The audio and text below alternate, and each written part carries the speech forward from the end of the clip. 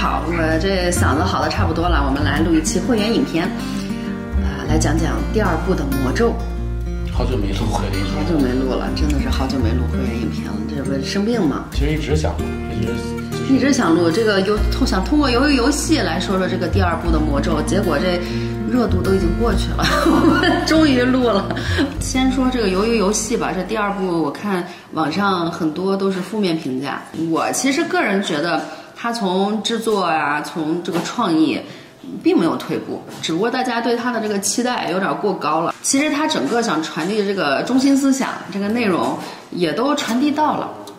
像他一开始说的什么富人越来越富，有钱人越来越有钱，中下层人还是各自在各自的领域痛苦着挣扎着，世界并没有变得越来越好，该表达的也都表达呢，为什么这个负面评论这么多呢？就是大家对他的期望值太高了，他宣传做的太大了，我觉得对，有点过大了。我看他在高雄，在曼谷，在亚洲的宣传做得很大，对，在韩国首尔也做，就是还整个做了一个灯光秀吧。因为他第一季跟第二季它中间间隔时间挺长的，太久了，对，而且差不多有1年多吧，可能快2年的时间了。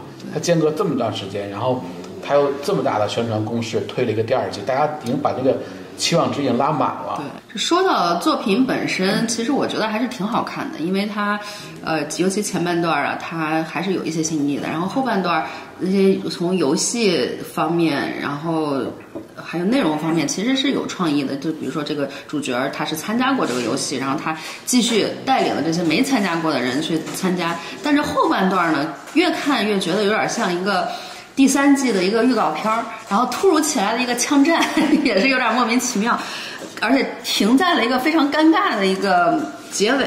它其实是第2、3季连拍的，就它其实是当一季来拍的，当一季来拍的，只是把它给劈开了，就是让观众好像更有点期待，说哎看第3季。可是如果他这么弄的话，第3季就观众会更失望的。但还好，他第3季他不会说再隔1年，他好像是2、3月份吧，没有，好像6月份吧。对于我来说，这第2部的精髓是孔刘的戏份加多了，因为我非常喜欢他，我觉得他巨帅无比，而且把他的这个内心和他的一些背景来做了一些加强，然后他的演的也是酣畅淋漓，我们看的也是作为粉丝也是看的也是酣畅淋漓啊，把他的人物背景加进来，就他为什么做这件事儿，然后其实他是因为他恨他自己嘛，他觉得他自己软弱，所以他要拉更多的软弱的人进来去做这个。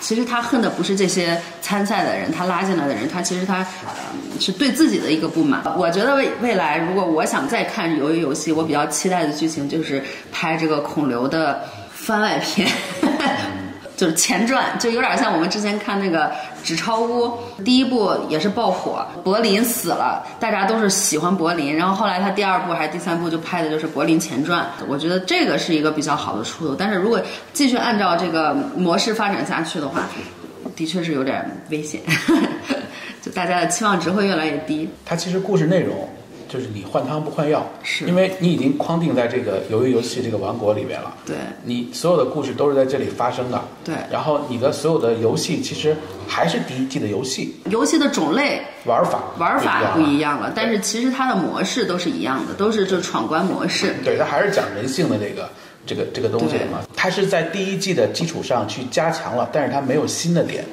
那它能有什么新的点呢？它没有办法再有新的点了吧？我觉得。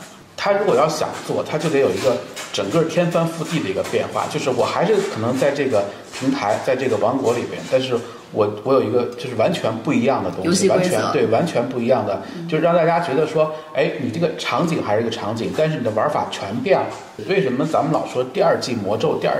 其实不光有游戏，所有作品基本上第2季基本上都是惨败。不管第1部有没有爆火，就是只要出到第2部的，基本上都不太好。不是，你第1季要没有爆火，就不会拍第2季啊。也对啊，就不会拍第2部，也是一定是第1季爆火了，才会有第2部、第2季出来。因为第1季完全是一个新的东西，完全是一个新的构思、新的面孔。的确是它的构思和它的这个拍摄形式是非常新颖的。因为第2季就是为赚钱了。第1季拍了其实是为了说我能拍一个好东西，那你第2季就是赚钱了。但是你第2季赚钱的时候，其实你第1季因为这些你的导演、你的团队、你的演员都已经火了，就是你通过第一季都上升了一个大的台阶了，它的所有费用都贵了，然后你在做第二季的时候，你的制作费就已经是成几倍的在增长了。当你制作费成几倍的增长的时候，你还要保证这个质量，你就很难达到，就是你会飞快的要把它做完，能够上映，能够赚钱。所以这个就是我们老说的第二季魔咒，第二季魔咒其实就是这个道理。YouTuber 也有第二季魔咒啊，像我不，这个东西是一样的。由于游戏是在这么一个王国里边，咱们今年做的节目都是台湾节目嘛，其实你一直在设定台湾这么一个岛上面，也就是你所有的东西都是在这个岛上去产生做出来的节目，你其实跟这个游戏其实是类似的东西。其实你必须要承认一点，就是去年一年，因为你是为了要冲这个10万订阅嘛，对，这个是很现实的，玩了命的，就是天天日更啊，真的是每天白天拍晚上剪。个人观点，日更你是做不出好质量的东西来的，因为你就算你背后有一个团队，你就算你背后有一个后制团队，你有一个摄影团队，整个前期团队、后期团队，他也没有办法做到日更。你要想要节目质量，就不可能有日更。你看台湾那些大的 YouTuber， 他们都有团队，但他们没有日更的，都是周更或者1周2次。所以我们这个决策是做错了吗？你觉得？我觉得没有错，因为你要的东西不一样。你去年一年，你必须要承认你要的是量，那你也达到了10万订阅，你达到了，因为你是要这么一个说你要上的一个台阶儿，那这是你必然要走的这一步，积累了那么多的这个观众，而且那么多的这个就是热心的观众，你积累的东西，我觉得这个东西这是无可非议的，就是你并没有做错任何东西，你也并没有说做的哪步路做的不对，但是你必须要承认，就是在2024年这一年，你的所有节目里边。你可能有1/3的节目，其实还是为了凑这个每天一期去凑这个东西的，是明显感觉到就是一季不如一季，这个我是非常理解的，我也不觉得有什么问题，因为你毕竟你是一个新的面孔嘛，你新的面孔到了一个新的地方，大家都会对你有好奇，对。然后呢，一开始就给这个流量，当然我觉得 YouTube 也会，他会倾向于给这种第一次去的人，然后这个流量。第2季、第3季、第4季就是一次比一次就不好，但是当然我们也不是说非常在意这个，因为如果真是在意流量的话，其实是有一些关键词可以用的。流量密码是有非常多，就是可以去用语言呀、标题呀来。设定的来达到的。我给你补充一句啊，很多人都说台湾是流量密码，不是台湾是流量密码，而是涉及台湾的那些词语是流量密码。你比如说什么大陆人第一次，你聊民主，你聊医疗，你聊这个什么得病，你聊这个什么。比如说这个对比，就是很多人惊呆了啊，震惊了，吓死了，震惊了。这些人也挺那什么的，就是好像感觉去台湾旅游你都会吓个半死，对，全被吓死了。对，我是觉得就是咱没必要用这些词儿来去冲流量啊，但是的确是有这么一部分观众喜欢去看这个，但是呢，这些观众说句实话，在我这边找不到爽点。你也别来，我说这人家，因为我做不到，我年也快40的人了，该吃的也吃了，该见的也都见了，就该去的地儿也都去了，我不可能说因为一个什么地方，我说我靠，真惊呆我了，我靠，吓死我了。不至于，真的不至于。你唯一的就是撑死了，撑死了，这个事儿是真的，对，这个是真的。扶墙进，扶墙出，这是真的。就是你吃的把你震惊了，这个是你震惊的东西。对，这个食品安全这些的确是好，的确是我见到的好的地方，但是真的是不至于说让我觉得用那些就是很过分或者是很惊讶的词这种。这些是算是流量密码。而且我其实我一直觉得，就是真的没有必要说，比如拿台湾一个好的一方面，跟大陆的一个不好的一方面，就是把它无限的好的放大，然后把不好的无限的也放大。你用这2个做对比，我觉得就没有意义。是，特别我看有人还什么拿什么台湾护照比大陆护照，因为你是2个完全不同的制度，我们完全没有比较的必要。其实在做内容上，我一直有一个感觉啊，就是我觉得咱们内容就属于创意想法枯竭了。其实咱们总结一下，台湾的流量好的内容是什么呢？是你比如说夜市、街头小吃，比如菜市场，比如吃卤肉饭、盐酥鸡什么这些，什么大肠包小肠，然后你说哎，我好想吃大肠包小肠啊！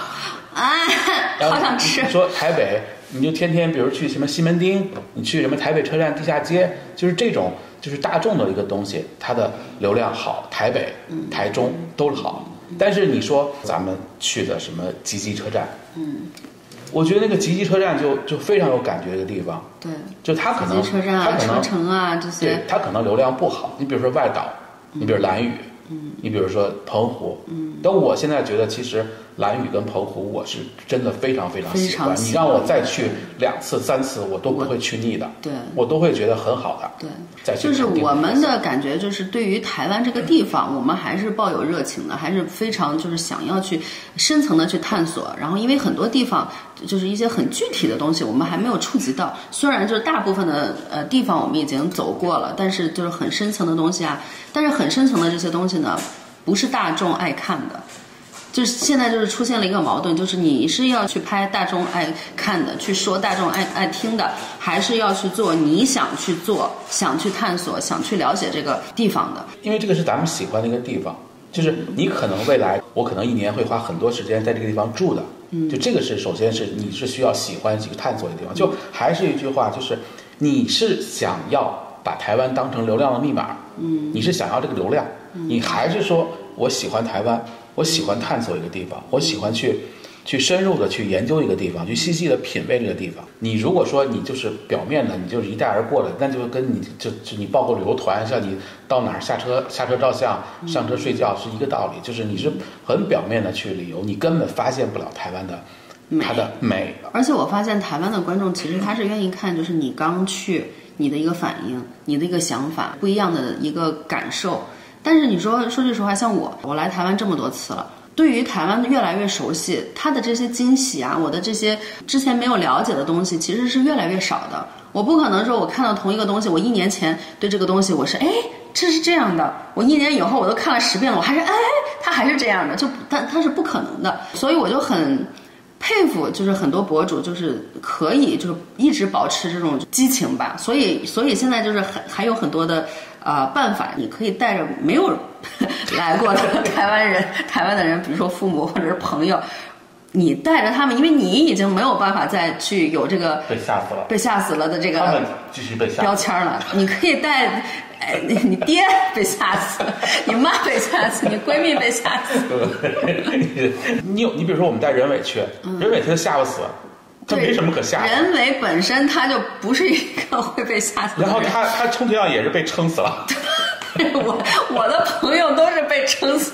也可能这么说不好啊，就很多人像没见过世面似的。他不是没见过世面，我觉得很多人也的确是有没见过世面，但是的确也是为了流量而没见过世面，而去震惊，而去吓死。其实你说都是现代人了，没有人是从农村走出来的那种，就是在家还种地呢，你来一个现代化的城市，你吓死那种，没有了，哪还有这种啊？有，不是你就算这种，你也不能来台湾吧？你来不了吧？来，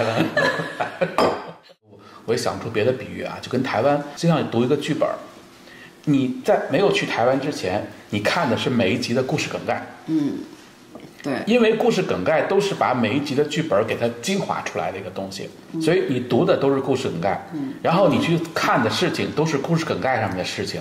对，我觉得我们现在是已经把故事梗概看完了，看遍了。我们现在接下来就是我们通过故事梗概来看剧本，去研究这个演员的每一句话，或者是就是他这个剧情的每一个转折，去细了去研究这个剧本了，就不是说在看一个表面化的一个梗概一个剧情了。对，我觉得这个是我们2025年要做的事，我们再去台湾要做的事情。对，这是我们真的要做的。但是这又有一个矛盾的点，就是我前几天见了一个从加拿大来的观众，开着房车来 Vegas， 然后我们一起吃了个饭。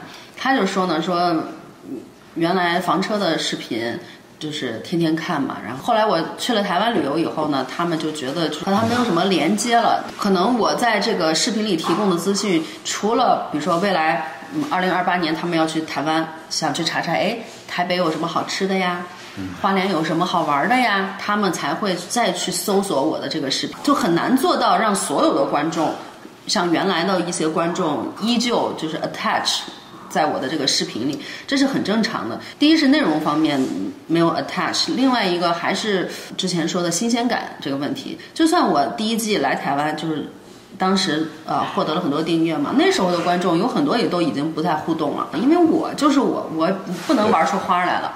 以富贵说的就是你现在就是在用个人魅力撑着，但是我并没有什么个人魅力，你知道吧？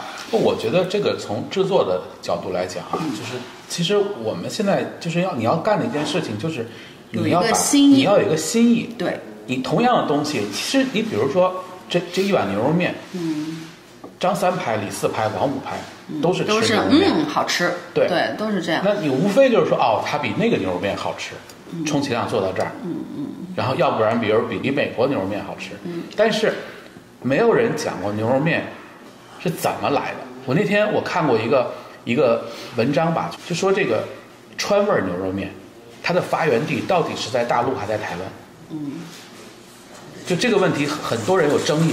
对，就像我之前咱们说那个温州馄饨，温州大馄饨其实也是在对，很多人说温州没有大馄饨。大馄饨。对，所以这个牛肉面，就这个川味牛肉面，很多人我看到很多人的说法不一样，有的人说它的发源地在四川，有的人说它的发源地在兰州，有的人说它发源地根本就不在大陆。挪到台湾的这些老兵，他们因为想念家乡的味道，他们自己去研发出来的，把山东牛肉面加上辣椒做成川味牛肉面，所以它的发源地是应该在台湾。那我觉得你是要真的深入的去挖掘点这些东西。我只是打个比方，我还是觉得这个节目做的不能表面化，就是让人看完了以后呢，别嘻嘻哈哈一笑就完了。但是嘻嘻哈哈一笑的视频关注度大，然后呢就是浏览量的确肯定是要大的，肯定是要就是流量是要大的。那是啊，对啊。就你想要去做一个很细的东西，你做的东西越细，其实就是和它有连接的观众越少，这是一个很现实的问题，你知道吧？但是我们两个就是后来思考了一下，就是我们俩想做的事儿，就的确就是一直都是这种处于一个矛盾的境地。